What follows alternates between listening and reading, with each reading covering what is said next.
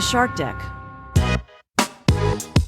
This is actually take two. On take one, which I just did, the music ended, and I couldn't remember what I do. And then I was like, oh, you're supposed to introduce yourself. So, hi, I'm Johnny Mac with your daily comedy news. David Cross spoke to The Guardian about the biggest disappointment of his career. Last year, it was announced that Cross and Bob Odenkirk had reunited to create Guru Nation, a comedy about two rival cult leaders who end up joining forces. There was a bidding war, and Paramount Plus won the bidding war. Scripts were written, a director recruited. Then, as they got ready to film, the whole production shut down. Apparently, the marketing and analytics department couldn't figure it out, says David Cross. According to The Guardian, that has left Cross in despair because of the power AI wielding on the industry. Cross said, I said to the president of Paramount, I don't know what a computer wants. We asked the computer what it wants, and then instead of spending a year and a half on this really cool project only for the computer to say no, maybe let's ask the computer first what it wants, and then maybe Bob and I can go do that. He imagines the marketing department's thought process. It's two old sketch comedy guys. They're both white dudes. No thanks. Cross continued, you've got these mega multinational corporations saying it's cheaper for us to just dump the shows. We crunch the numbers and would only make $42,000, and that's not enough. We need to make millions. Cross is confident he'll always be able to find an audience for his stand-up career. It may not be lucrative anymore. I may not be doing Netflix specials for a lot of money, but I can always do it. Yeah, it seems like the Netflix money has gone away. Everybody's self-releasing now. I told the story last week where Todd Barry said they couldn't sell his special, which, by the way, top special of the year so far, unless Shane Gillis is better. I haven't seen Shane Gillis yet. Cross says he's only done one joke that he actively regrets because the victim is Native American in it. It's not smart. I didn't make a point. I just went with a cheap laugh, and it's out there, and I wish it wasn't. He has stopped doing two other jokes, one involving the phrase, the N-word, not the actual N-word, but the phrase. The other about Native American reparations, quote, because people who were upset by them eloquently and articulately explained why it was upsetting. I agreed with them. I didn't see it that way, and now I do. The one issue that has changed relatively dramatically over the past 6 or 7 years is pronoun changes, which I found so annoying for no other reason than it bumps my idea of correct grammar. I wish they would have chosen a different word than them, they. However, the more I knew trans people, the more I got it. Even though intellectually I'm thinking this makes no sense, I'd rather have people be comfortable than knowing I was having anything to do with making people, especially people who are so marginalized, uncomfortable and unhappy. Theo Von went all in on somebody. I'm going to tread lightly here because I suspect somebody with a legal background is going to call someone else about this one. And I'm not involved, but let me just tell you what's going on. I saw a story in Podcast News Daily, and they wrote, quote, this man defrauded our podcast, claims a new video from Theo Von. It's the latest claim from former creators at particular podcast company. So I watched the video. Apparently, Theo went all in for 10, 11 minutes on his podcast and then separately cut that out to be its own 10-minute-ish clip, which I watched. The description of the video I watched said the person's name had defrauded podcasters of over $4 million and tried to strong-arm them into a deal at his alleged new employer. Beware of this man, and anywhere he does business, he can steal our money, but he can't steal our voice. On God! Exclamation point. I watched the video. I took some quotes. Theo at one point said, you effed with the wrong rat. We'll keep an eye on that story. Theo, very, very forceful there. Apparently, this Jon Stewart, John Mulaney, Pete Davidson concert, the John and Pete tour, not doing too well. If you want to go see them at the Hard Rock in Atlantic City tonight, the New York Post said tickets are going for just $15. The Hollywood strike getting more serious. Sources tell The Hollywood Reporter that Warner has suspended a number of overall deals for its top creatives. Some of them include Bill Lawrence, you know him from Scrubs and some other stuff, Ted Lasso, and Mindy Kaling. The Hollywood Reporter adds, it's important to note that the deals have been suspended and not outright canceled/dropped, as once the labor action concludes, Warner's will need its top producers to ramp up writing and producing immediately as the content pipeline continues to thin.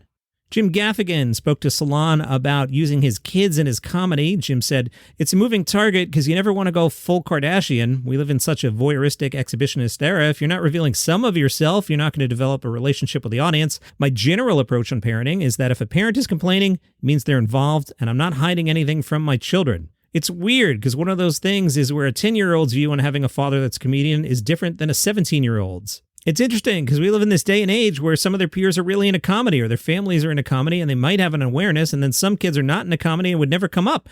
Comedy is something that's enjoyed by everyone, so it doesn't hit a particular type of kid. It could be an athlete. It could be somebody who excels in academics. And not that those are mutually exclusive. Whoosh, Jim, you almost stepped in big controversy there. Can athletes also be smart? Can smart kids also be athletes? Relax, Jim. It's okay. I'll run into my kids' friends when I'm doing shows because they're going on stage. It's a strange thing in New York City. Or I'll be auditioning for something and I'll see some kids' parents. So New York City's a small world. Bill Maher was in the news a lot this week.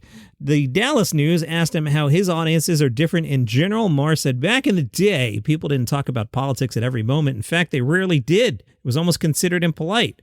We had no idea how much we hated each other, and it worked out much better. And now everybody has to share every thought they have on Facebook. It needs to go back to just being about cat videos and humble brag and finding out who from high school's gay or fat or bald or dead. You just have to accept people. It's a big country with lots of people that don't think like you and they're not going anywhere. They're not self-deporting and you're not self-deporting. You just have to get over it and understand that's how the country is. They were curious about people moving from California to Texas. A lot of people have done that recently. Morris said, here's the thing. The people who moved to Texas from California are the ones who are fed up with California, and I don't blame them. California is a ridiculous state now. I'm too old to go anywhere. I'm dug in here. It did take me 3 years just to get my solar power turned on because the bureaucracy here is so ridiculous. It took 3 inspections just to change my garage door. So I understand why people move. I'm not going to do it. But I don't think you have to worry about people from California who moved to Texas because they moved there because they have more of what you have and less of what we have.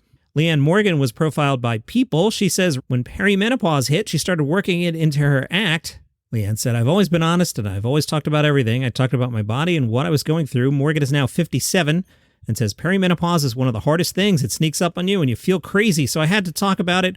Women have come up to me after my shows saying, now my husband gets it. These precious women that felt unseen all of a sudden have a comedian speaking to them, and we all learn from each other and love on each other. That's been so much sweeter than, oh, I got a comedy career from this. Gianmarco Soresi talked about how his podcast, The Downside, started. He said, someone said to me, what are the podcasts you can do when you're in a bad mood? When I'm in a bad mood, I love to complain. I love to talk about it. I love to ask, why did something bad happen at the airport? Why did I have a fight with my girlfriend? Why am I angry at my dad? And then I realized, oh, I can create a podcast where I can let other people do that too. And it's been great because I love when people feel permission to be honest. I feel like with social media and with promoting ourselves, we're constantly asked to put on this very specific version of ourselves and not to be too morbid.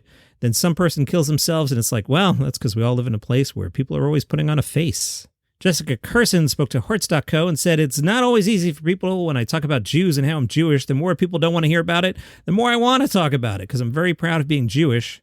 I feel in various parts of the United States where there isn't a single Jew in the audience, and it happens a lot of places I go. I laugh at them and they laugh. I tease them and that makes them like me, and that's how I teach them about Judaism. There's a way to do this so that ultimately they'll like me.